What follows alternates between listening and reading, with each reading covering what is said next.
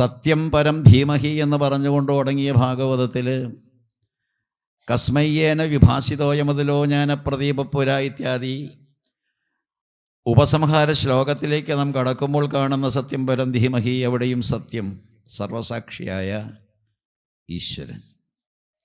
ആ ഈശ്വരനെ ഭാഗവതത്തിന് ഒരു രീതിയിൽ മാത്രമേ അവതരിപ്പിക്കാനുള്ളൂ. വദന്തി തത്വവിത്തത്വം യജ്ഞാനം അദ്വയം ബ്രഹ്മേതി പരമാത്മേതി ഭഗവാൻ ഇതി ശബ്ദതേ.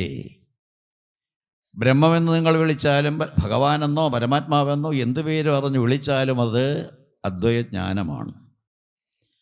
ഒന്നായി നിന്നേഹ രണ്ടെന്ന് കണ്ടു എന്ന് എഴുത്തച്ഛൻ പറഞ്ഞത് സാക്ഷാൽ ബ്രഹ്മം രണ്ടായിട്ട് പിരിഞ്ഞ് പ്രകൃതി പുരുഷന്മാരായ അവസ്ഥയാണെങ്കിൽ, ഭാഗവതത്തിൽ ചതുർത്ഥ സ്കന്ധത്തിൽ പുരഞ്ജനോപാഖ്യാനത്തിലൂടെ നമ്മൾ കടന്നു പോകുമ്പോൾ ഒന്നായ ഹംസൻ രണ്ടായി പിരിഞ്ഞ കഥ. എപ്പോഴാണോ നമ്മൾ ഈ ഹംസസ്വരൂപികൾ ജീവഹംസവും പരമഹംസവുമായിട്ട് വേർതിരിഞ്ഞ അന്ന് തുടങ്ങി ഈ ദുഃഖം. ശരീരമെന്ന് പറയുന്ന നവദ്വാരങ്ങളുള്ള പുരത്തിലേക്ക് പ്രവേശിച്ചപ്പോൾ തുടങ്ങി പ്രശ്നങ്ങൾ. അവിദ്യാരൂപി ആവരണമെന്ന് ഭാഗവതം പ്രഘോഷിക്കുന്ന ഈ ശരീരം, ഉടൽ എടുത്ത കാലം മുതൽ തുടങ്ങി ഈ പ്രശ്നങ്ങൾ. അപ്പോൾ എല്ലാ തരത്തിലും ഈ സംസാരത്തിലേക്ക് വഴുതി വീണ ജീവൻ്റെ കഥ ശരീരം എടുക്കുമ്പോഴേ തുടങ്ങിയത്. ഇവിടെയും നമ്മൾ 10 ദിവസക്കാലം ട്രപ്പീസ് കളിയായിരുന്നു. ഭാഗവതം എന്ന് പറയുന്ന അത്യുദാത്തമായിരിക്കുന്ന പുരാണകൃതി എടുത്ത് അമ്മാനമാടിക്കൊണ്ട് വ്യത്യസ്ത പ്രഭാഷകന്മാരെല്ലാവരും നമ്മളെ ഉയർത്തി ഉയർത്തി ട്രപ്പീസ് കളിക്കുന്ന അത്യുന്നത പദവിയിൽ ഒരു സർക്കസ് കളിക്കുന്ന രീതിയിലേക്ക് എത്തിച്ചിട്ട് കുറച്ച് നിമിഷങ്ങൾ കൂടി കഴിയുമ്പോൾ കൊടി ഇറങ്ങും, നമ്മൾ തഥൈവ. ശ്രദ്ധിക്കണ്ടോ അതോ വർത്താനം പറയേ? അപ്പോൾ എല്ലാ തരത്തിലും കൊടി കയറുക നന്നായി. ശ്രേഷ്ഠപതികളായിട്ടുള്ള ആചാര്യന്മാർ കൊടി കയറ്റി തന്നു, ഇനി കൊടി ഇറങ്ങാതിരിക്കട്ടെ. അതാണ് എൻ്റെ ആദ്യത്തെ പ്രാർത്ഥന. എപ്രകാരമാണോ കൊടി കയറിയത്, അത് ദുന്ദുകാരിയുടെ മോക്ഷം പോലെ മസ്തിഷ്കവും പൊട്ടിച്ച് ബ്രഹ്മരന്ധ്രവും ഭേദിച്ച് എത്തേണ്ട സ്ഥലത്തേക്ക് എത്തിയാൽ കിട്ടുന്ന ആ അനുഭൂതി രസം അത് സാധിക്കട്ടെ എന്ന് പ്രാർത്ഥന.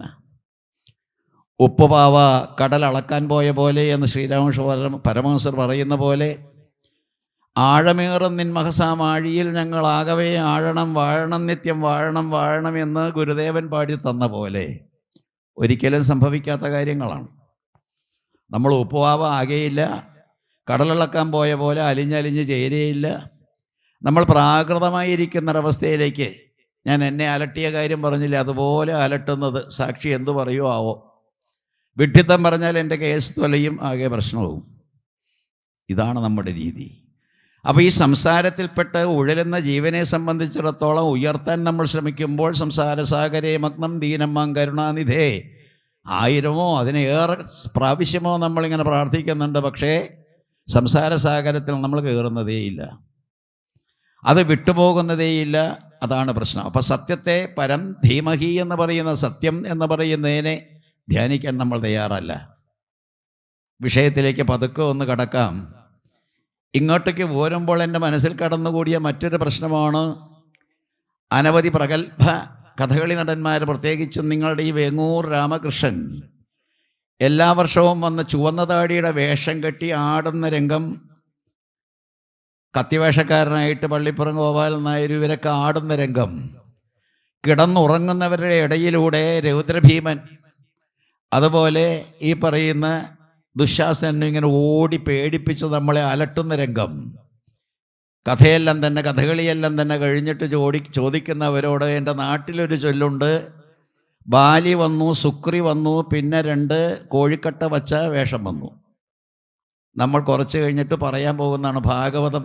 ബാലി വന്നു സുക്രി വന്നു, കുറേ ആചാര്യന്മാരിങ്ങനെ വേഷം കെട്ടി വന്നു, എന്നിട്ട് എന്തൊക്കെയോ പുലമ്പിക്കൊണ്ടുപോയി, പിന്നെ 2 കോഴിക്കട്ട വച്ച വേഷവും കൂടി വന്നു.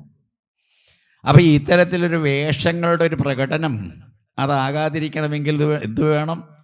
ബാലിയുമായിട്ട് കൂടിയാൽ മതിയായിരുന്നു ശ്രീരാമചന്ദ്രന്. രാമായണം 2 അധ്യായങ്ങൾ കൊണ്ടാണ് ഭാഗവതം അവതരിപ്പിക്കുന്നത്, കൂടുതലൊന്നും പ്രസംഗിച്ചില്ല അവിടെ. പക്ഷേ 2 അധ്യായങ്ങളിലൂടെ കടന്നുപോയ രാമനെ മറന്നിട്ട് നമുക്കൊരു അവതാരം തന്നെ ചിന്തിക്കാൻ പറ്റില്ല. രാമനിലൂടെ മാത്രമേ കൃഷ്ണനിലേക്ക് എത്താൻ പറ്റൂ. നമ്മുടെ തന്ത്രി രാമൻ്റെ തന്ത്രിയാണെങ്കിൽ രാമൻ്റെ തന്ത്രിയായിരിക്കുന്ന അദ്ദേഹത്തെ വിട്ടിട്ട് മാത്രമേ കൃഷ്ണൻ്റെ തന്ത്രിയായിട്ടുള്ള ചേന്നാസിനെ നമുക്ക് മാനിക്കാൻ പറ്റൂ. മനസ്സിലാകുന്നുണ്ടോ ആവോ? ഗുരുവായൂരപ്പൻ്റെ തന്ത്രിയാണെന്നും പറഞ്ഞുകൊണ്ട് നമ്മുടെ ക്ഷേത്രതന്ത്രി രാമൻ്റെ തന്ത്രി അദ്ദേഹത്തെ മാനിക്കാതെ മറ്റ് നമ്മൾ എവിടെ പോയിട്ട് അമ്മായിയമ്മയെ അമ്മ എന്ന് വിളിച്ചിട്ട് എന്താ കാര്യം? ഞാൻ ബാലിയിലേക്ക് വീണ്ടും വരാം. ബാലിയെ ചിന്തിച്ചില്ല എങ്കിൽ നമുക്ക് ഭാഗവതം മനസ്സിലാക്കാൻ ബുദ്ധിമുട്ടുണ്ട്. കാരണം ബാലി സപ്തസാഗരങ്ങൾ നിത്യവും ദൈനംദിനം തർപ്പണത്തിന് വേണ്ടി ഉപയോഗിച്ചൊരു വ്യക്തിയാണ് ബാലി. ആരപ്പ ഈ ബാലി? ഒരു കൊരങ്ങൻ. പക്ഷെ ഒരു കൊരങ്ങനാണെങ്കിലും സുഗ്രീവനേക്കാൾ കേമനാണ്, ശക്തനാണ്, ബലം ഉള്ളവനാണ്. ഭാഗവത്തിലെ ബലിയും ബലമുള്ളവനാണ്. ഭാഗവത്തിലെ എല്ലാ കഥാപാത്രങ്ങളും ബലമുള്ളവരാണ്. എന്താണ് ബലമെന്ന് ഭഗവാൻ പറയുന്നുണ്ടെന്ന് ശ്രദ്ധിക്കുക നിങ്ങൾ. എന്താണ് ബലമെന്ന് ചോദിച്ചാൽ പ്രാണായാമം ബലമെന്ന് ഭഗവാൻ ഉദ്ധവരോട് പറഞ്ഞ് കോട്ടുവായിടുന്നു. അത് പ്രാണായാമമാക്കുക, കാലത്തെ കോട്ടുവായി. അപ്പോൾ ഏതായാലും ഈ പ്രാണായാമമാണ് ബലമെന്ന് പറഞ്ഞത് സാക്ഷാൽ ശ്രീകൃഷ്ണ പരമാത്മാവ് പ്രബുദ്ധനായ ഉദ്ധവരോടാണ്. പ്രാണായാമം ബലം. അപ്പോൾ ഈ ബലം ഉണ്ടാക്കിയത് ബാലിയായാലും അതുപോലെ തന്നെ ബലിയായാലും. ബലിയെ സംബന്ധിച്ചിടത്തോളം നിങ്ങൾ ചിന്തിക്കേണ്ടത്, അദ്ദേഹം വിശ്വജിത്ത് എന്ന് പറയുന്ന യാഗം നടത്തുമ്പോൾ കുള്ളനായിട്ട് വന്ന സാക്ഷാൽ ജഗദീശ്വരനെ ബൃഹത്തായിരിക്കുന്ന ബ്രഹ്മഭാവത്തിൽ കണ്ടു. അതാണ് ആ അവതാരത്തിൻ്റെയും ബലിയുടെയും കഥയുടെ പൊരുൾ. അത്തരത്തിൽ ചിന്തിച്ചില്ല എങ്കിൽ നമുക്ക് ഭാഗവതം ഉള്ളിലേക്ക് കടന്നു വരികയില്ല. അപ്പോൾ ബലി എന്ന് പറയുന്ന ബലവാനായിരിക്കുന്ന ത്രൈലോക്യാധിപനായി എന്ന് പറയുമ്പോൾ ജാഗ്രത്, സ്വപ്നം, സുഷുപ്തി എന്ന് പറയുന്ന അവസ്ഥാത്രയങ്ങളുടെ ഉടമയായി എന്നാണ്.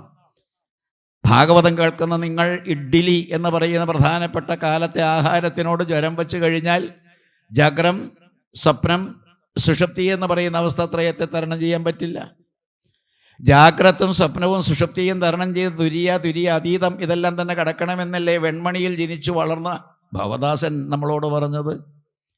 ഇത്തരത്തിൽ ജാഗ്രതാദി അവസ്ഥാത്രയങ്ങളെ മാത്രമല്ല, സാത്വികാദി അല്ലെങ്കിൽ രാജസം, സാത്വികം, താമസം എന്ന് പറയുന്ന ഗുണത്രയത്തെയും നമ്മൾ കൈകാര്യം ചെയ്യണം. ഇതാണ് ഭാഗവത്തിൻ്റെ ലക്ഷ്യം.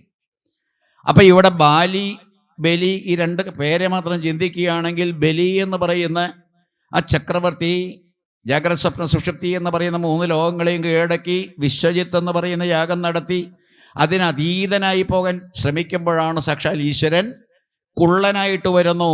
എന്നിട്ട് ബൃഹത്തായിരിക്കുന്ന ബ്രഹ്മാകാരത്തെ പ്രാപിക്കുന്നു. സത്യം പരം ധീമഹി.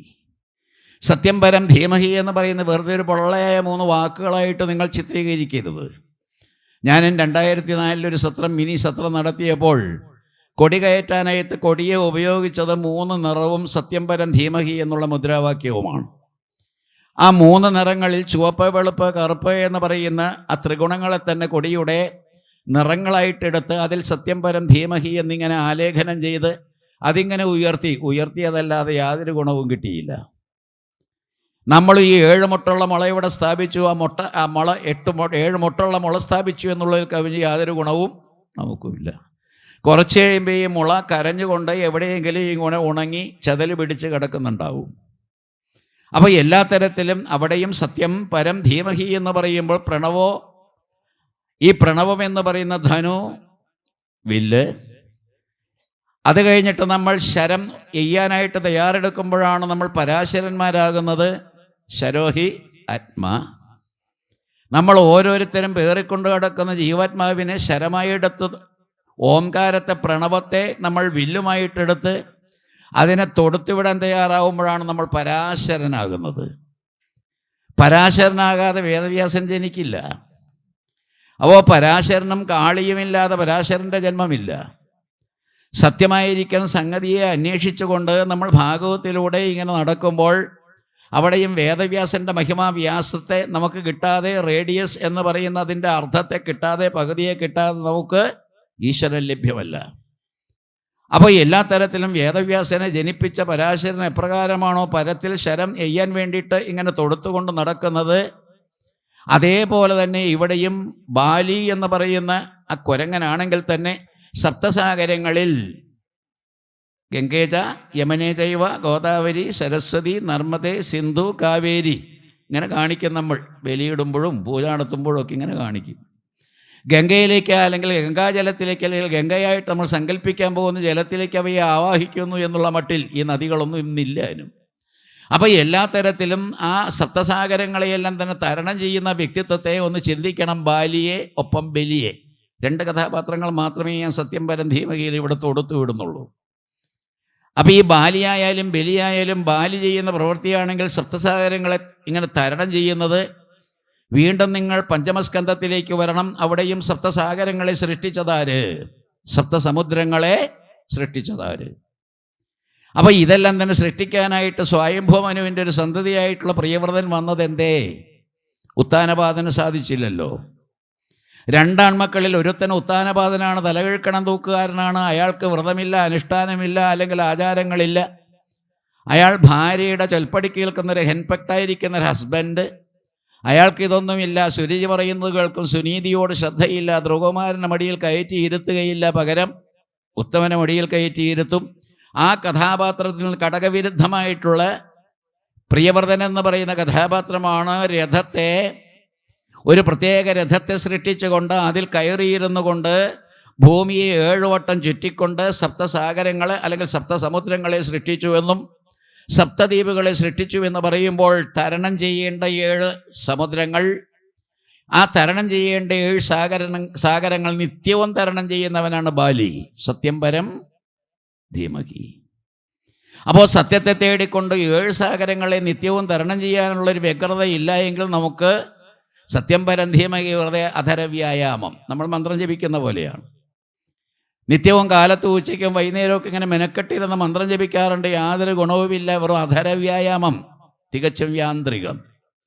അപ്പോൾ ആ അവസ്ഥയിലേക്ക് പോകാതിരിക്കണമെങ്കിൽ ബാലിയെ കണ്ടു പഠിക്കണം. ബാലി ഇത്ര കേമനായിരിക്കുന്ന ബാലിയെ നേരിട്ടമ്പ് ചെയ്ത് കൊല്ലാതെ രാമചന്ദ്രൻ ഒളിയം പെയ്തു കൊന്നു. അതെല്ലാം ആരോപണങ്ങളാണ്. ആരോപണത്തിന് വേണ്ടി മിത്തുകളാണല്ലോ. നമ്മുടെ സ്പീക്കർ പറയുന്ന പോലെ മിത്ത്, കുറേയധികം മിത്തുകളുണ്ട്. അപ്പോൾ എല്ലാ തരത്തിലും ആ മിത്തുകളുടെ കൂട്ടത്തിൽ ഒളിയം പെയ്ത് രാമനെ, ഒരു ശംഭൂകനെയും കൊല്ലുന്നുണ്ട്, തലയിഴക്കണം തൂക്കായിട്ട് തപസ് ചെയ്തവനെ നിഷ്ഠൂരമായിട്ട് ഇങ്ങനെ കൊന്നു എന്ന് പറയുന്ന ഇയാൾ ഈ രാമൻ എങ്ങനെയാണ് ധർമ്മത്തിൻ്റെ വിഗ്രഹമാകുന്നത്? ചോദ്യങ്ങളുണ്ട്.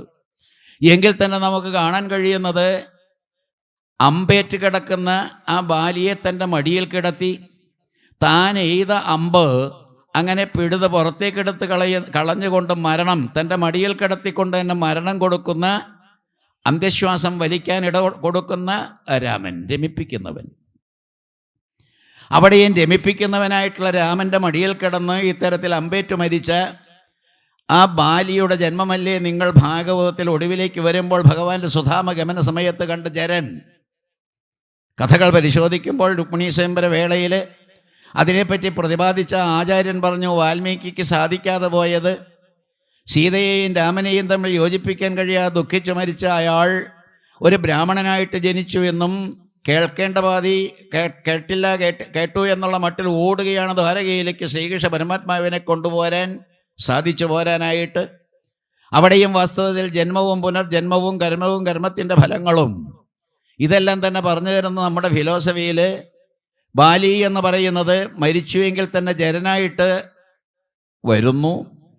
അല്ലയോ ബാലി, നിന്റെ ശരീരത്തിലേക്ക് ഞാൻ എയ്ത ശരം നിനക്ക് തിരിച്ച് എന്നെ എയ്യാനുള്ളൊരവസരം നൽകുകയാണോ എന്ന്.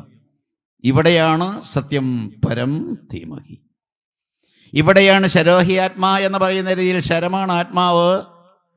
ബ്രഹ്മം തൽ ലക്ഷ്യമുച്യതേ. അപ്പോൾ നമുക്ക് ലക്ഷ്യമായിട്ടുള്ള ബ്രഹ്മത്തിനെ ലക്ഷ്യമിട്ടുകൊണ്ട് ലാക്കാക്കിക്കൊണ്ട് ജീവിക്കണമെന്നുള്ള കഥ അവിടെ രാമാവതാര കാലത്ത് ഏതൊരു ബാലിയാണോ ഇങ്ങനെ രാമൻ്റെ ശരമേറ്റ് മരിക്കാനിടയായത്, അദ്ദേഹത്തിൻ്റെ കയ്യിലേക്ക് തന്നെ വരുന്നു ആ ശരം. ആ ശരം എന്താ? ശരോഹി ആത്മാ. അപ്പോൾ ജീവാത്മാവെന്ന് പറയുന്ന രീതിയിൽ ആത്മാവെന്ന് പറയുന്ന ശരത്തെ ചെയ്യാൻ വേണ്ടിയിട്ട് പ്രണവം ഓംകാരത്തെ തന്നെ വാസ്തവത്തിൽ വില്ലായിട്ടെടുത്ത് അതിനെ ഇങ്ങനെ തൊടുത്തുകൊണ്ട് നടക്കുന്ന ആ ജരന് സാധിച്ചില്ലേ ഭഗവത് പദപ്രാപ്തി? ഉജ്ജന്മത്തിൽ അല്ലെങ്കിൽ കഴിഞ്ഞ ജന്മത്തിൽ സാധിക്കാതെ പോയത് പക്ഷേ രാമനുമായിട്ട് സാലോക്യം സാധിച്ചില്ലേ, സാമീപ്യം സാധിച്ചില്ലേ, സാരൂപ്യമോ അല്ലെങ്കിൽ സായുജ്യമോ എന്ന് പറയുന്ന മുക്തിയിലേക്ക് വരാൻ കഴിഞ്ഞില്ല എങ്കിൽ കൂടി രണ്ടാമതൊരു ജന്മമെടുത്തപ്പോൾ അതിന് ഇടകിട്ടിയില്ലേ? മുസലാവശിഷ്ടം, ഇരുമ്പൊലക്കയുടെ അവശിഷ്ടമെല്ലാം തന്നെ ഒരു ശരമായി മാറിയതും കൊണ്ട് കിടക്കുന്ന ജരനെന്ന് പറയുന്ന കാട്ടാളൻ എതിർച്ചയാ ഭഗവത് പാതാരവിന്ദങ്ങൾ കണ്ട് അത് മൃഗമെന്ന് നനച്ച് അങ്ങനെ അമ്പെയ്യാനുള്ള ഇടവന്നില്ലേ? സാധിച്ചു. വാക്ക് ശ്രദ്ധിക്കുക, സാധിച്ചു. ഏതൊന്നാണോ സാധിക്കേണ്ടത് ആ സാധിക്കാൻ വേണ്ടിയിട്ടുള്ള സാധനമായിരിക്കുന്ന ശരീരത്തെ യാതൊരു കാരണവശാലും അതിനെ ദുരുപയോഗം ചെയ്യരുത് എന്നുള്ള നിർദ്ദേശം. ഒരു ജന്മം കൊണ്ട് സാധിച്ചില്ലെങ്കിൽ അടുത്ത ജന്മം കൊണ്ട്. നാരദൻ തന്നെ മന്ത്രദീക്ഷയെല്ലാം തന്നെ കിട്ടിയിട്ടും ആദ്യ ജന്മം കൊണ്ട് നേടാൻ കഴിയാതെ പോയത് രണ്ടാമത്തെ ജന്മത്തിൽ പ്രളയകാലത്ത് ബ്രഹ്മാവുമായിട്ട് ഇഴുകിച്ചേർന്ന് ബ്രഹ്മാവിൻ്റെ ഹൃദയത്തിൽ നിന്ന് ദേവർഷിയായിട്ട് ജനിക്കുന്ന പോലെ നമ്മളും സത്യം പരം ധീമഹി എന്ന് പറയുന്ന രീതിയിൽ സത്യത്തെ ലക്ഷ്യമിട്ടുകൊണ്ട് മുന്നോട്ട് പോയാൽ ആ സത്യമാണ് പരബ്രഹ്മം, പരമാത്മാവ്, ഈശ്വരൻ എന്നുള്ള മട്ടിൽ വരുമ്പോൾ അദ്വയജ്ഞാനം എന്നുള്ളത് മറക്കരുത് എന്ന് ഭാഗവതം. ആരാ ഭഗവാൻ? അദ്വയജ്ഞാനം. വദന്തി തത്വവിത്തത്വം യജ്ഞാനമദ്വയം ബ്രഹ്മേതി പരമാത്മേതി ഭഗവാനിതി ശബ്ദതേ. വീണ്ടും ഞാൻ ആവർത്തിക്കുകയാണ്. അപ്പോൾ സത്യം എന്ന് പറയുന്നത് കുറച്ച് കഴിയുമ്പോൾ ഞാൻ കോടതി ചെല്ലുമ്പോൾ സത്യം ചൊല്ലിച്ചുകൊണ്ടാണ് കക്ഷിയെ കൂട്ടിക്കയറ്റുക, സാക്ഷിയെ വിസ്തരിക്കാൻ പോവുക. ആ സത്യമല്ലേ അല്ല. നമ്മൾ പറഞ്ഞാൽ സത്യമേ പറഞ്ഞിട്ടുള്ളൂ എന്നൊക്കെ പറഞ്ഞ് വെറും അതൊന്നുമല്ല സത്യം. അപ്പോൾ സത്തായ സംഗതി എന്ത് എന്ന് ഗുരുദേവൻ്റെ ആത്മോപദേശതകം 100ാമത്തെ ശ്ലോകത്തിലേക്ക് കടന്ന് വീണ്ടും വരാം ഈ കഥകളിലേക്ക്. അതുമിതുമല്ല സദർത്ഥമല്ലഹം സച്ചിത് അമൃതം എന്ന് തെളിഞ്ഞ ധീരനായി സത്ത് അസത്ത് ഇതി പ്രതിപത്തി അറ്റ് സത് ഓം ഇതി മൃദുവായി മൃദുവായി അമർന്നിടയണം. ഗീതയായാലും കഠോപനിഷത്തായാലും നമ്മളെ പറഞ്ഞു പഠിപ്പിച്ച ആ പ്രണവം എന്ന് പറയുന്ന ധനുസ്സും ശരം എന്ന് പറയുന്ന ആത്മാവും ബ്രഹ്മം എന്ന് പറയുന്ന ലക്ഷ്യവും പോലെ തന്നെ ഇവിടെയും ആത്യന്തികമായിട്ടുള്ള ലക്ഷ്യം എന്ന് പറയുന്ന പ്രണവം തന്നെ ഓങ്കാരം തന്നെ എന്ന് ഉറപ്പിച്ചു. ഈ ഓങ്കാരത്തെയല്ലേ ബ്രഹ്മ വിഷ്ണു രുദ്രന്മാരാക്കിയത്? ഈ ഓങ്കാരത്തെ തന്നെയല്ലേ മഹാലക്ഷ്മി, മഹാകാളി, മഹാസരസ്വതി എന്നെല്ലാം തന്നെ മൂന്നാക്കി തിരിച്ചു തന്നത്? ഈ ഓങ്കാരത്തെ തന്നെയല്ലേ സാത്വികൻ, രാജസം, താമസം എന്ന് പറയുന്ന ഗുണത്രയമായിട്ടും ജാഗ്രത സ്വപ്ന സുഷുപ്തി എന്ന് പറയുന്ന അവസ്ഥത്രയമായിട്ടും കൊണ്ടുവന്ന മാണ്ഡൂക്യോപനിഷത്തിലൂടെ കടന്നു പോകുമ്പോൾ തുരീയ എന്ന് പറയുന്ന 4ാമത്തെ പദവിയിലേക്ക് എത്തിക്കുന്നത് ഈ ഓങ്കാരത്തിലൂടെയല്ലേ? അപ്പോൾ ഏതൊരു ഓങ്കാരമാണോ ആത്യന്തിക ലക്ഷ്യസ്ഥാനം, അതിൻ്റെ ബ്രഹ്മവാചകം എന്ന് പേരുകൂടി കൊടുത്തില്ലേ നമ്മുടെ ഋഷീശ്വരന്മാർ? സദാസമയവും ഓങ്കാരം ജപിക്കാൻ നിർദ്ദേശിച്ച് എന്തുകൊണ്ട്? ഈ ഓങ്കാരമാണ് പരമസത്യം. പ്രണവത്തിൻ്റെ ഉൽപ്പത്തിസ്ഥിതി ലയങ്ങൾക്ക് കാരണമായിട്ടുള്ള ഈ ഓങ്കാരമാണ് പരമസത്യമെന്ന് ഇവിടെയും നമ്മൾ കാണുകയാണ്. സത്തായിരിക്കുന്ന സംഗതി എന്താണ്? ഓം. അയം ആത്മാ ബ്രഹ്മ സ്വയം ആത്മാ ചതുഷ്പാത്. അപ്പോൾ മാണ്ഡൂക്യോപനിഷത്തിലെ അയമാത്മാ ബ്രഹ്മ എന്ന് പറയുന്ന മഹാവാക്യത്തിൽ ഈ ആത്മാവ് ബ്രഹ്മം, ജീവാത്മാവ് പരബ്രഹ്മം തന്നെ. ശങ്കരനും പാടിയത് തന്നെയല്ലേ ജീവോ ബ്രഹ്മൈവനാപര. ഭാഗവത്തിൽ പറഞ്ഞത് അത് തന്നെയല്ലേ ഭിദ്യതേ ഹൃദയഗ്രന്ഥി ഛിദ്യന്തേ സർവസംശയ ക്ഷീയന്തേ. അതെല്ലാം കഴിഞ്ഞിട്ട് ദൃഷ്ടം ഏവാത്മനീശ്വരേ. അപ്പോൾ നമ്മളെല്ലാവരും തന്നെ ആത്മസ്വരൂപികളാണ്, ജീവാത്മാ പരമാത്മാവ് തന്നെ എന്ന് ഉറപ്പിക്കാൻ വേണ്ടിയിട്ടുള്ള പ്രയത്നത്തിലല്ലേ നമ്മളിതെല്ലാം തന്നെ പഠിക്കുന്നത്. അതുകൊണ്ടാണ് അദ്ദേഹം പാടിയത് അതുമിതുമല്ല സദർത്ഥമല്ലഹം സച്ചിത് അമൃതം എന്ന് തെളിഞ്ഞ ധീരനായി സത്ത് അസത്ത് ഇതി പ്രതിപത്തി അറ്റ് സത് ഓം ഇതി മൃദുവായി മൃദുവായി അമർന്നിടയണം. ഓങ്കാരം ജപിച്ചേ മതിയാവും. അപ്പം ഈ ഓങ്കാരത്തിലൂടെ, ആ ധ്വനിയിലൂടെ, ഈ ഓങ്കാരമാണ് ഹംസധ്വനി. ഹംസധ്വനി രാഗമാണ്. വാതാപി ഗണപതി എന്നെല്ലാം തന്നെ ഭംഗിയായിട്ട് ഇങ്ങനെ ആലപിക്കുമ്പോൾ സർവശ്രേഷ്ഠനായിട്ടുള്ള ചെമ്പൈ വൈദ്യനാഥ ഭാഗവതരെ ഗുരുവായൂരമ്പലത്തിലിരുന്നു കൊണ്ട് ഈ കീർത്തനം ആലപിക്കുമ്പോൾ നമ്മളും ഇങ്ങനെ ആനന്ദത്തിൽ ആറാടാറുണ്ട്. അത് ഹംസധ്വനി ആയതുകൊണ്ടാണ്. ഹംസധ്വനി എന്നുള്ള വാക്കിൽ നിന്ന് തന്നെ ഹംസത്തിൻ്റെ ധ്വനിയാണ്. ഹംസം എന്ന് പറയുമ്പോൾ പരമാത്മാ ജീവാത്മാ ഐക്യം സാധിക്കുന്നതിന് വേണ്ടിയിട്ടുള്ള സോഹം തന്നെയാണ്. അപ്പോൾ ഈ സോഹം എന്ന് പറയുന്ന അജപാഗായത്രിയിലൂടെ കടന്നു വരുന്ന ഹംസം, അതിൻ്റെ രാഗമായിട്ട് ഹംസധ്വനി വരുമ്പോൾ അത് ഓങ്കാരം തന്നെയാണ്. ഒന്ന് ശ്രദ്ധിക്കുക, ഉറങ്ങുന്നവരുണരുക എന്ന് പറഞ്ഞാൽ നമ്മളെല്ലാവരും കണ്ണുറന്നിരിപ്പുണ്ടെങ്കിലും ഉറക്കം തന്നെയാണ്. അപ്പോൾ എല്ലാ തരത്തിലും സോഹം എന്ന് പറയുന്നതിൽ സായും ഹായും എല്ലാം തന്നെ അടർത്തി കളഞ്ഞുകൊണ്ട് ഓങ്കാരത്തിലേക്ക് കടക്കണമെന്ന് നിർദ്ദേശിക്കുന്ന ശിവപുരാണത്തിലും ആ ഓ മോ നാദം ബിന്ദു എന്ന് പറയുന്ന 5 ഘടകങ്ങളെ കൊണ്ടാണ് നാമ ശിവായ. ഞാൻ ഇതെല്ലാം തന്നെ സൂചിപ്പിക്കാൻ കാരണം ഇവിടെ ദക്ഷിണാമൂർത്തിക്ക് പ്രാധാന്യമുണ്ട്, നിങ്ങൾ പ്രാധാന്യം കൊടുക്കുന്നില്ല. ദക്ഷിണാമൂർത്തിയെ ഉപാസിക്കണമെങ്കിലേ കൃഷ്ണനെ കിട്ടൂ, വിഷ്ണുവിനെ കിട്ടൂ, ഈശ്വരനെ കിട്ടൂ. ദക്ഷിണാമൂർത്തി എന്ന് പറയുന്ന ഒന്നമോ ഭഗവതേ ദക്ഷിണാമൂർത്തിയെ മഹ്യം മേധാം പ്രജ്ഞാം പ്രയച്ഛ സ്വാഹ എന്ന് ഒരു ദിവസം നിങ്ങളെ കൊണ്ട് ജപിപ്പിച്ച അതുകൊണ്ടാണ്. നമ്മെ സംബന്ധിച്ചിടത്തോളം ആ ദക്ഷിണാമൂർത്തി മന്ത്രത്തിലൂടെ കടന്നു വരുമ്പോൾ സത്തായിരിക്കുന്ന, സത്യമായിരിക്കുന്ന, ബ്രഹ്മമായിരിക്കുന്ന അതിനെ സാക്ഷാത്കരിക്കാൻ നമുക്ക് സാധിക്കുന്നു. ഞാൻ അത് തന്നെ എന്ന് ഉറപ്പിക്കാൻ കഴിയുന്നു എന്ന്. സോഹം, സ അഹം, സോഹം, സ അത് പരബ്രഹ്മം, പരമാത്മാ, അത് ഞാൻ. അപ്പോൾ ഞാനെന്ന് പറയുന്ന പരമാത്മാവാണെന്നുള്ള സത്യത്തെ അല്ലാതെ മറ്റ് യാതൊന്നിനെയും ഭാഗവതം ധ്യാനിക്കുന്നില്ല. ഞാൻ ആര് എന്ന് ചോദിച്ചുകൊണ്ട് രമണ മഹർഷി മുന്നോട്ട് പോയപ്പോൾ അദ്ദേഹം കണ്ടുപിടിച്ച ഞാൻ സോഹം തന്നെ, അത് തന്നെ എന്ന് പറയുന്ന അജപാഗായത്രിക്ക് തുല്യമായ മന്ത്രം, അല്ലെങ്കിൽ അജപാഗായത്രി തന്നെ ആയിരിക്കുന്ന മന്ത്രം, അതിലൂടെ ഉറപ്പിക്കാൻ വേണ്ടിയിട്ടാണ് ഭാഗവതം നിങ്ങൾ കേട്ട പരബ്രഹ്മോപദേശവും. സത്യം പരം ധീമഹി എന്ന് പറയുന്ന സത്യം ഞാൻ തന്നെയാണ്. അഹം നേവാസമേവാഗ്രേ നന്യദ്യ സദസത്പരം പശ്ചാത്തഹം യഥേതച്ച് അവശിഷ്യേത സുസ്മ്യഹം എന്ന് തുടങ്ങുന്ന ചതുശ്ലോകിയിലും പ്രഖ്യാപിക്കുന്ന ഞാൻ മാത്രമേയുള്ളൂ ഈ പ്രപഞ്ചത്തിൽ നിന്നാണ്. ആ ഞാൻ വാസ്തവത്തിൽ ആരെന്ന് ചിന്തിച്ചു കഴിഞ്ഞാൽ ഈശനും പ്രപഞ്ചവും ദേശികൻ താനും ഞാനും ഈശന്റെ കാരുണ്യത്തിൽ കേവലം ഒന്നായി കണ്ടേൻ. അന്നേരം മായാമയമായുള്ള ബഹുത്വങ്ങളൊന്നുമേ കാണുവാനില്ല, ഞാൻ ഒഴിഞ്ഞ് ഒരേയിടത്തുമെന്നാണ് എഴുത്തച്ഛൻ മലയാളീകരിച്ചു തന്നത്. നമ്മൾ ആദ്യം തന്നെ പൂജ പഠിക്കുന്നത് നല്ലതാണ്, പൂജ കൊണ്ടു നടക്കുന്നത് നല്ലതാണ്. 60 വയസ്സ് കഴിഞ്ഞാൽ റിട്ടയർ ചെയ്യണം. കേൾക്കണ്ടോ നിങ്ങൾ? പൂജ പഠിക്കുന്നതല്ലാണ്, മണിയടിക്കുന്നതല്ലാണ് ഒരു പരിധി വരെ.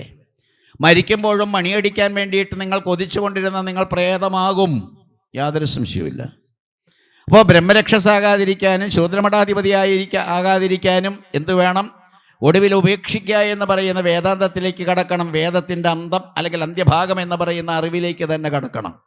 പൂജ പഠിക്കുന്നത് വാസ്തവത്തിൽ ആദ്യത്തെ പടിയായിട്ട് പ്രാഥമികമായിട്ടുള്ളൊരു കാര്യമായിട്ട് നമ്മൾ പഠിക്കുന്നു. വിഗ്രഹത്തെ സ്വീകരിക്കുന്നു, ഉപാസിക്കുന്നു. പക്ഷേ ആ വിഗ്രഹത്തെ വലിച്ചെറിഞ്ഞ് കാട്ടിൽ കളയാൻ തക്ക ശേഷി ഉണ്ടാക്കി തരുന്ന ഭാഗവതമാണ്.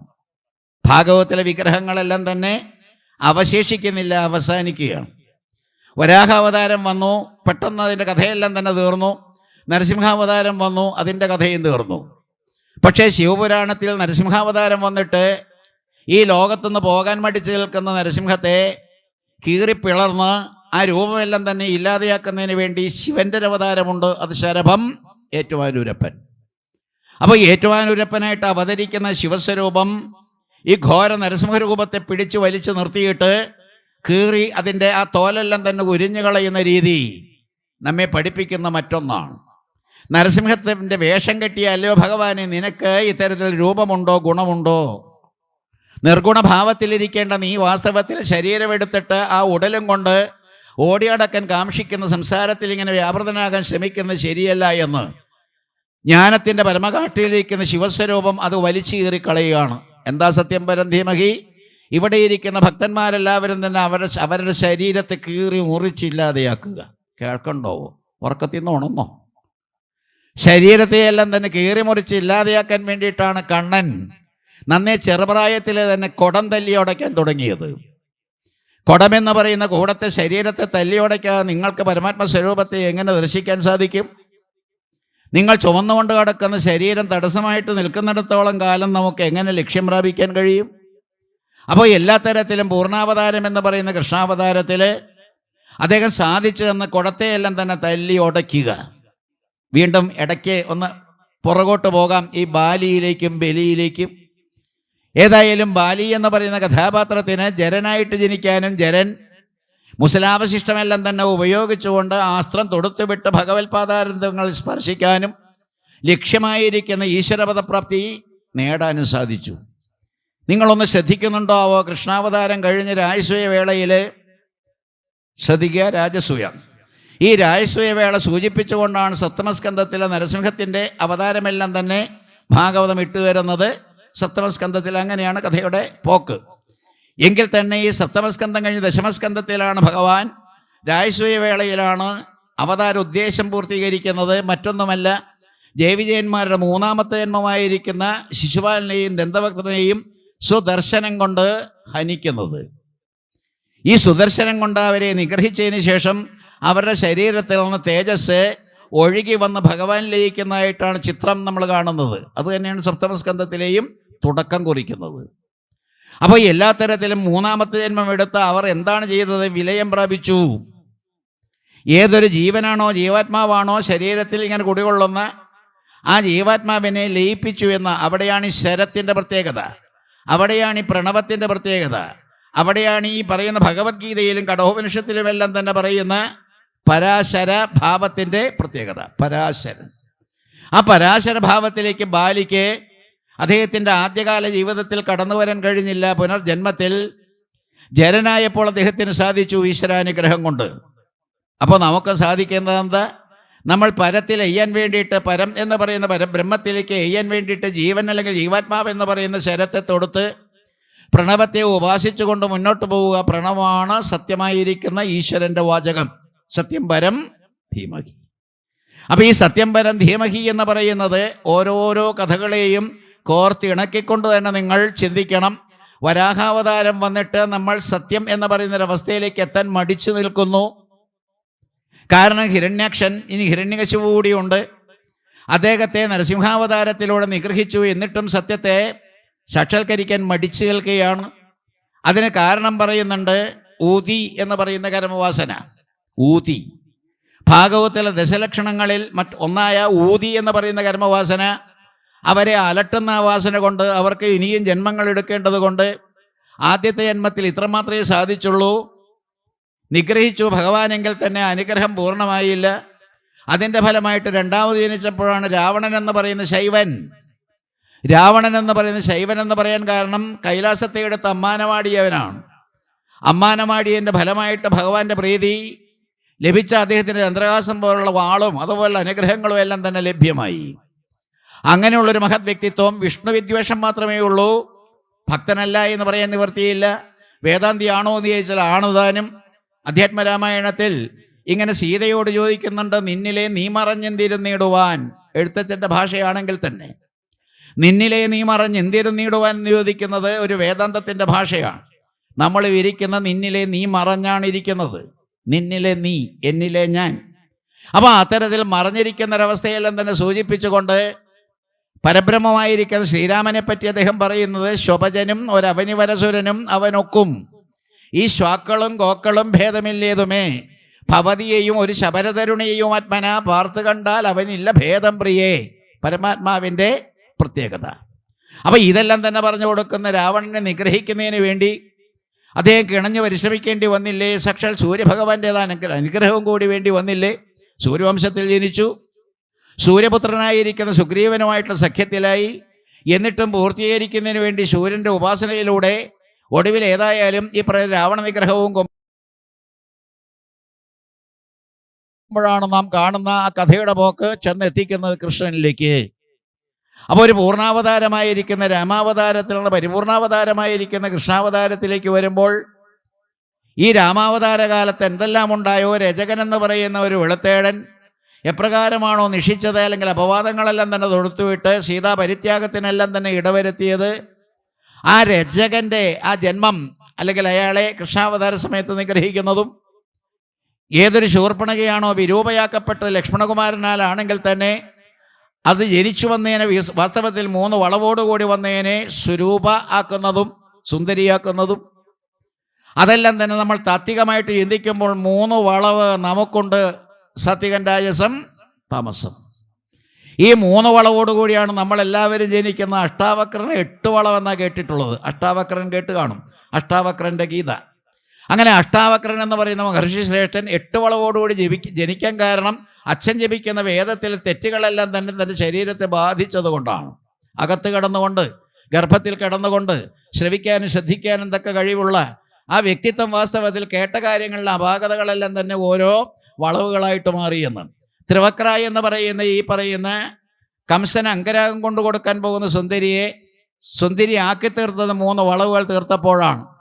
ഇവിടെ വാസ്തവത്തിൽ നമ്മുടെ ഭാഗവതം, മൂലം ഭാഗവതത്തിൽ നിന്ന് വ്യത്യസ്തമായിട്ട് എഴുത്തച്ഛൻ ഒരു കഥാപാത്രത്തെ അവിടെ അവതരിപ്പിക്കുന്നുണ്ട്. അയാളുടെ പേരാണ് ഉപശ്ലോകൻ. നിങ്ങളെല്ലാ പുരാണങ്ങളും വായിക്കണം. ഒരു പുരാണത്തിലും കെട്ടിക്കിടക്കരുത്. ഒരു പുരാണത്തെയും കെട്ടിപ്പിടിച്ചുകൊണ്ട് അങ്ങനെ ഓടി നടന്നിട്ട് കാര്യമില്ല. ഇതെല്ലാം തന്നെ വിശകലനം ചെയ്ത് പഠിക്കാനുള്ളൊരു മനസ്സുണ്ടാവുകയാണ് വേണ്ടത്.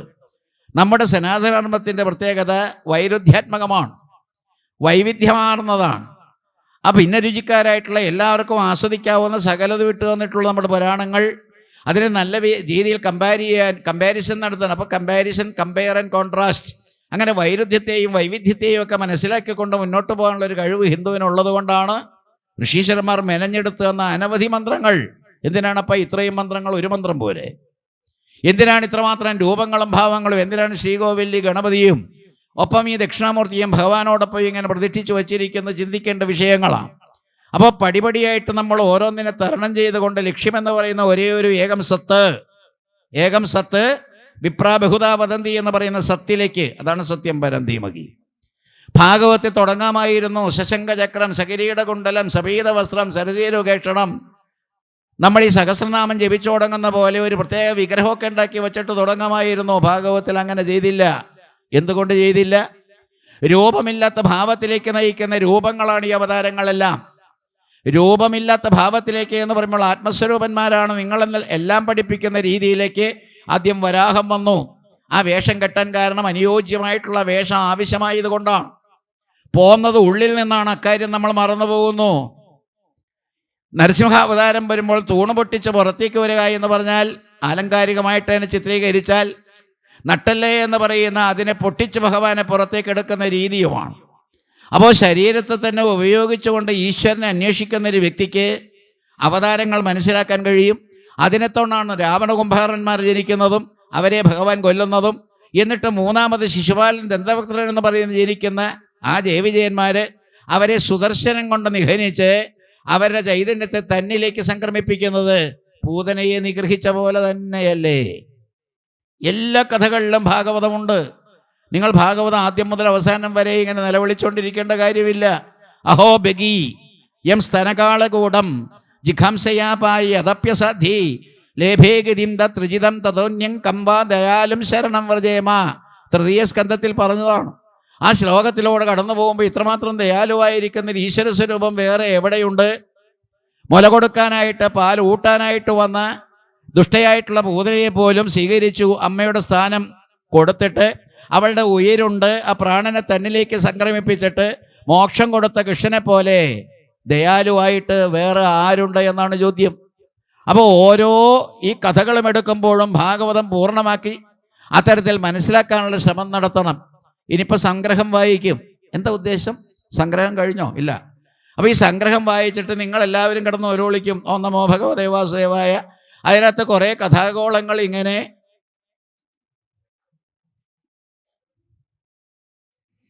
സംഗ്രഹം എന്നാ പറഞ്ഞേ.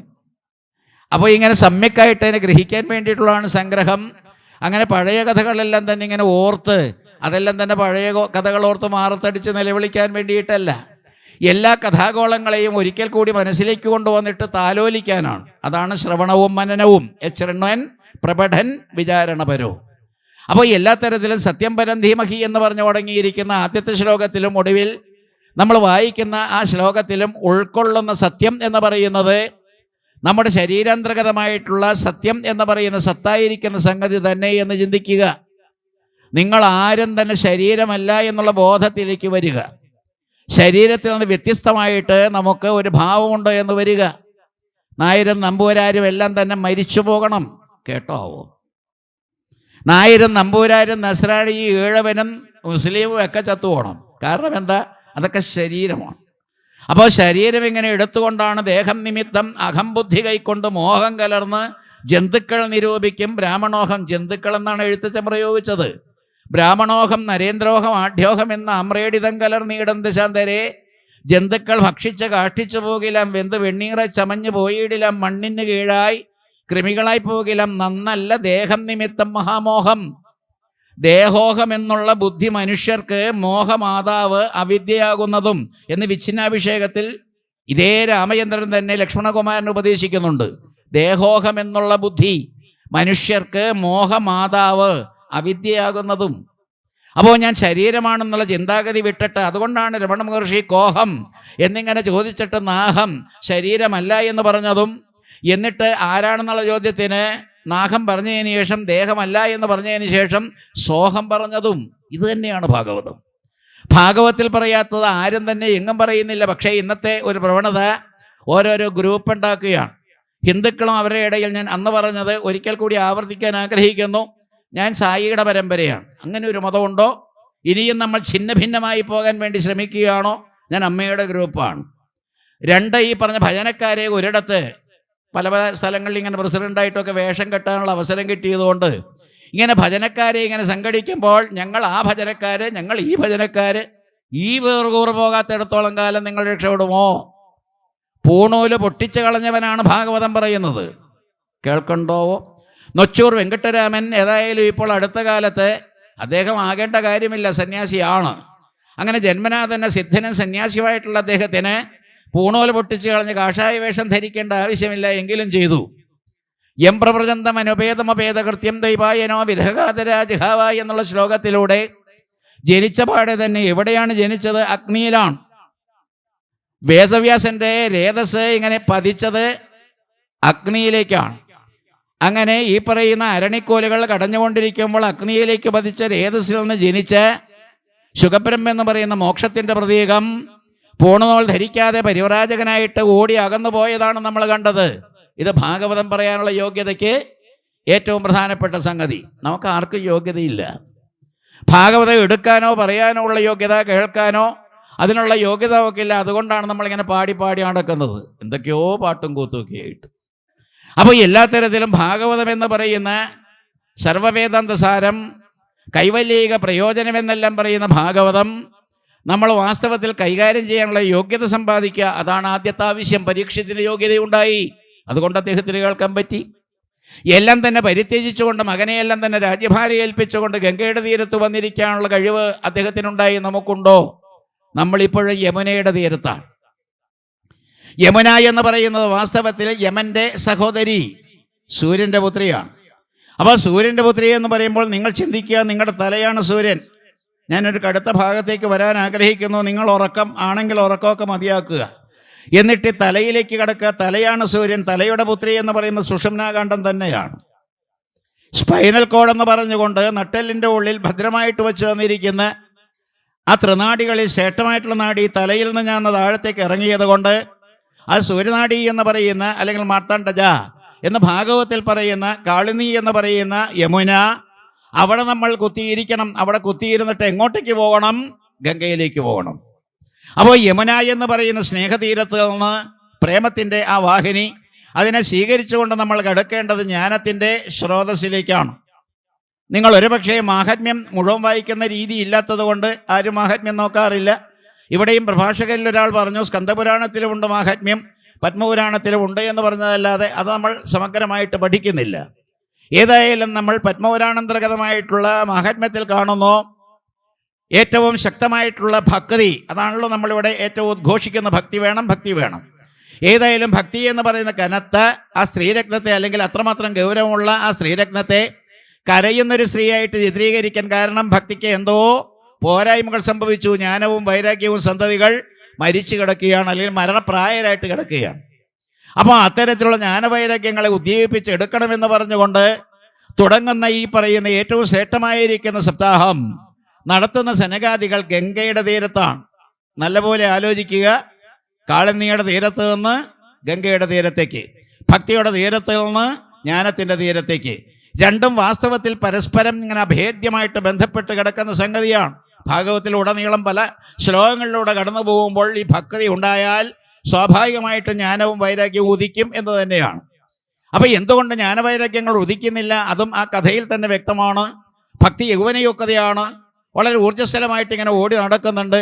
പക്ഷേ ജ്ഞാനവൈരാഗ്യങ്ങൾ നമ്മുടെ സന്തതികൾ മരണപ്രായരായിട്ട് കിടക്കുന്നു എന്ന് പറഞ്ഞാൽ, ഭക്തി എന്ന് പറഞ്ഞുകൊണ്ട് ശബരിമലയിലേക്ക് ഓടുന്നുണ്ട്, ഗുരുവായൂർ എന്ന് തലയിട്ട് തല്ലുന്നുണ്ട്, അതേ രീതിയിൽ പലതും ഇങ്ങനെ കാട്ടിക്കൂട്ടുന്നുണ്ട്. പക്ഷേ ഭക്തിയും യഥാർത്ഥ ഭക്തി അല്ല, വെറും ബാഹ്യപ്രകടനം.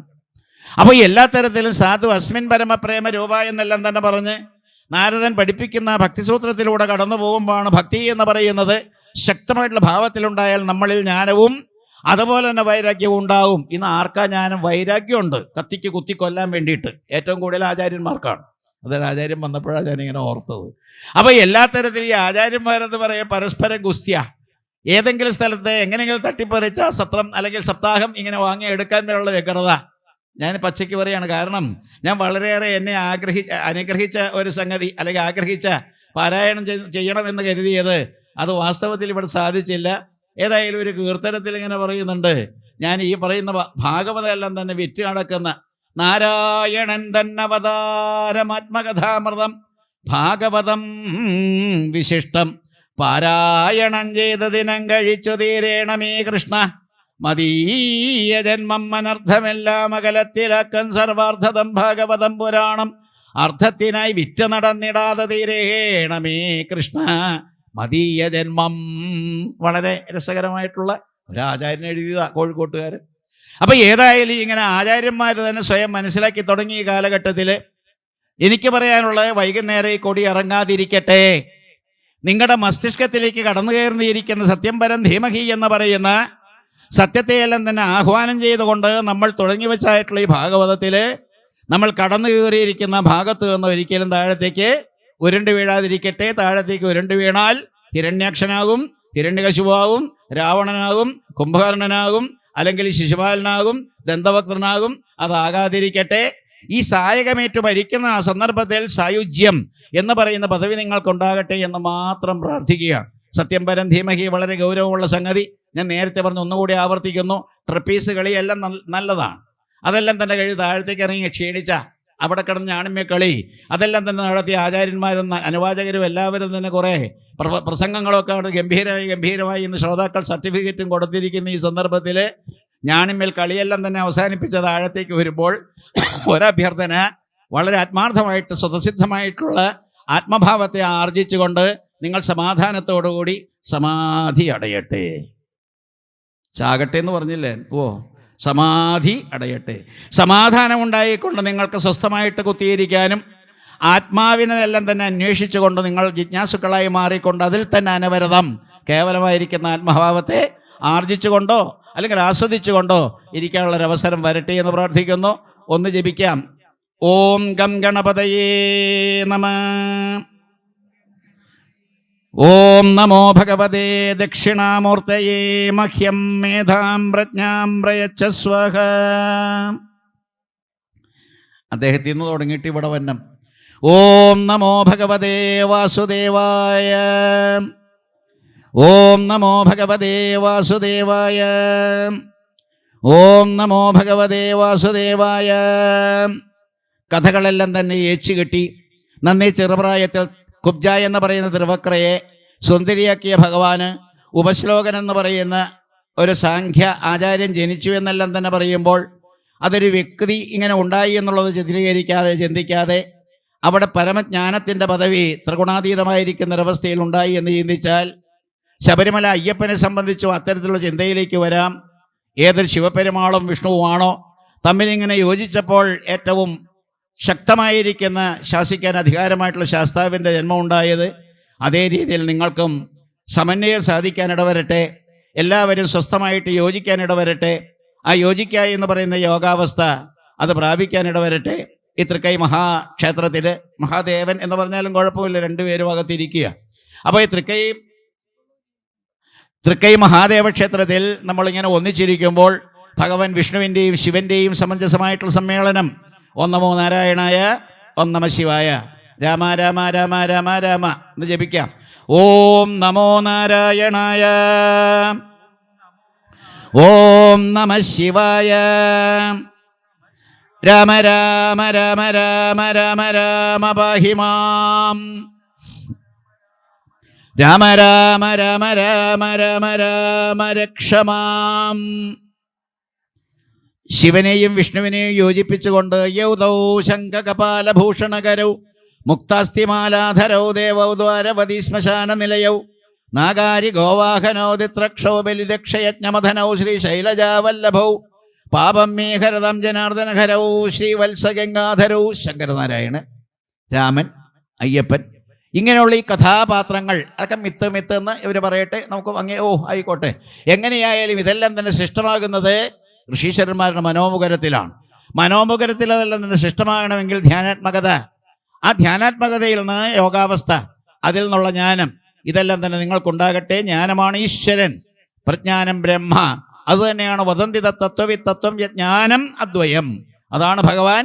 ബ്രഹ്മേതി പരമാത്മേതി ഭഗവാനിതി ശബ്ദത്തെ. ആ സത്യത്തെ ലക്ഷ്യമിട്ടുകൊണ്ട് നമ്മൾ സത്യം പരം ധീമഹി എന്നിങ്ങനെ ധ്യാനിച്ചു പോവുക.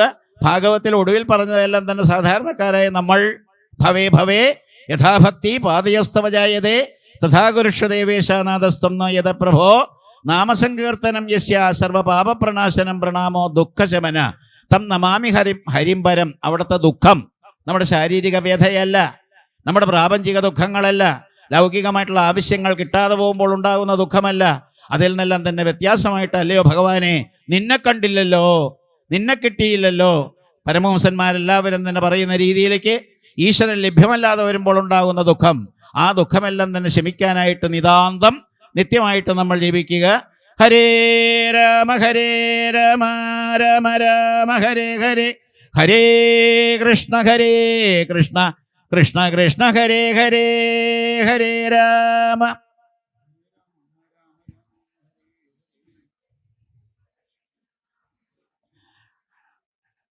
എല്ലാം പൂർത്തീകരിച്ച് ഉച്ചയ്ക്ക് ശേഷം ഒരു 2-3 മണിക്കൂർ നമുക്ക് ഒന്നിച്ചിരുന്നാൽ ഇവിടെ നമ്മുടെ ശ്രീകോവിലിൻ്റെ അകത്ത് എപ്രകാരമാണോ വിഷ്ണുവും ശിവനും ഒന്നിച്ചിരിക്കുന്നത് അതേ രീതിയിൽ നമുക്ക് ഒന്നിപ്പിക്കാനും, അതുപോലെ ഈ പഞ്ചബ്രഹ്മോപാസന ഇന്നലെ ഏതോ ഒരു ബ്രാഹ്മണ ശ്രേഷ്ഠൻ ഇങ്ങനെ നമുക്കെല്ലാവർക്കും തന്നെ വിതരണം ചെയ്ത ലഘുലേഖയിലൂടെ കടന്നുപോയപ്പോഴാണ് ബ്രാഹ്മണൻ്റെ ശ്രേഷ്ഠത്വമെല്ലാം തന്നെ പ്രതിപാദിക്കുന്ന കൂട്ടത്തിൽ വളരെ ശ്രേഷ്ഠമായിരിക്കുന്ന പഞ്ചബ്രഹ്മോപാസന പല തരത്തിലുമുണ്ട്. അതിൽ തൃക്കൈയിലായതുകൊണ്ട് നമുക്ക് മഹാവിഷ്ണുവിനെ നടുവിൽ പ്രതിഷ്ഠിക്കാം.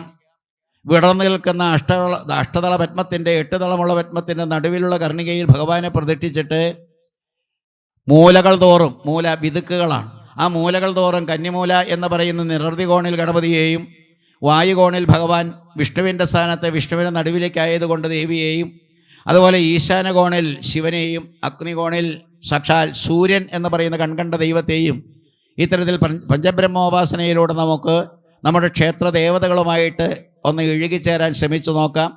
നമ്മൾ എന്ത് നടക്കുമ്പോഴോ അത് ഫലവത്താകണമെങ്കിൽ ധ്യാനമില്ലാതെ യോഗമില്ല, യോഗമില്ലാതെ ജ്ഞാനവുമില്ല. അപ്പോൾ അതേ രീതിയിലേക്ക് കടന്നു വരാനുള്ള ശ്രമവും കൂടി നമുക്ക് നടത്തണം. ഉച്ചയ്ക്ക് ഉണ്ടതിന് ശേഷം കിടന്നുറങ്ങുന്ന രീതിയൊന്നും വേണ്ട. നമുക്ക് കുറച്ചുകൂടി ഉത്തിഷ്ഠത, ജാഗ്രത, പ്രാപ്യ, വരാനിബോധത എന്ന് പറയുന്ന രീതിയിലേക്ക് പോകാം. ഏതായാലും നമ്മുടെ ആചാര്യശ്രേഷ്ഠൻ്റെ ഈ ഉപസംഹാര വേദിയിലേക്ക് എങ്ങനെയാണ് ഈ ഭാഗവത്തെ സത്രത്തെ ഉപസംഹരിക്കുന്നത് അദ്ദേഹത്തിൻ്റെ ശൈലിയിൽ, പ്രത്യേകിച്ചും ഗുരുവായൂരപ്പൻ തന്നെ പൂജിച്ചിരുന്ന ഗുരുവായൂരപ്പൻ്റെ വിഗ്രഹത്തെ പൂജിക്കാൻ അസുലഭമായിരിക്കുന്നൊരവസരം കിട്ടിയ മഹാനുഭാവൻ അദ്ദേഹം നമുക്ക് ആചാര്യരായി വന്നതും അദ്ദേഹം തുടർന്ന് നടത്തിക്കൊണ്ടുപോകുന്നതിൻ്റെ പര്യവസാന വേളയിലും നമുക്ക് കൺകുളർക്ക് ഇതെല്ലാം തന്നെ കണ്ട് ആസ്വദിക്കാൻ അവസരം ഒരുങ്ങുന്നതും എല്ലാം തന്നെ ആത്മാർത്ഥമായിട്ട് ചിന്തിക്കുക. പക്ഷേ സുരേഷ് ഗോപി പറഞ്ഞ പോലെ പറയരുത്, താഴമൺമഠത്തിൽ ജനിക്കണമെന്നേ, ഇനി ജനിക്കാതിരിക്കണമെന്ന് പറഞ്ഞാലേ ഭാഗവതമാകുന്നുള്ളൂ. അദ്ദേഹം പറഞ്ഞു താഴമൺമഠത്തിൽ ജനിക്കണം, എന്നിട്ട് അവരുടെ കുടുംബത്തിലൊരംഗമായിട്ട് വരണം, എന്നിട്ട് അവിടെ പോയി അയ്യപ്പനെ കെട്ടിയൊന്ന് പിടിക്കണമെന്ന്. എന്ത് വിഡ്ഢിത്തമാണപ്പ, നമുക്കതൊന്നും വേണ്ട. നമ്മൾ വാസ്തവത്തിൽ ജനിക്കാതിരിക്കട്ടെ. പുനരിങ്ങനെ ജനനീ ജന ജഡരേ അധിവാസം പനിമാമല മകൾ തൻ വരാ വെറുതെ അരുളരുതേ. ജനിച്ചത് മതി. എന്തെന്നാ ഈ ജനിച്ചിട്ട് എന്താ കിട്ടിയേക്കണേ? കുറേ ദുരിതങ്ങളും പ്രശ്നങ്ങളും പ്രയാസങ്ങളും അല്ലാതെ ഈ ശരീരത്തിൻ്റെ വേദകളും. അപ്പോൾ അതൊന്നും വേണ്ട. അതുകൊണ്ട് അത്തരത്തിലുള്ള പ്രാർത്ഥന മതി. അതാണ് അപുനർഭവം എന്ന് കുന്തിദേവി പറഞ്ഞത്. അതല്ലാതെ വേറെ ആർന്നും വേണ്ട. ഇനി ജനിക്കുകയും വേണ്ട, മരിക്കുകയും വേണ്ട.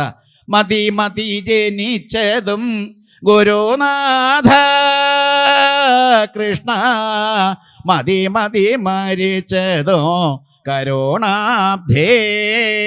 കൊതിയവനതിലൊരു ലവലേശം പോലും നഹി നഹി ജനി മൃതി ഭയകരണ കൃഷ്ണ.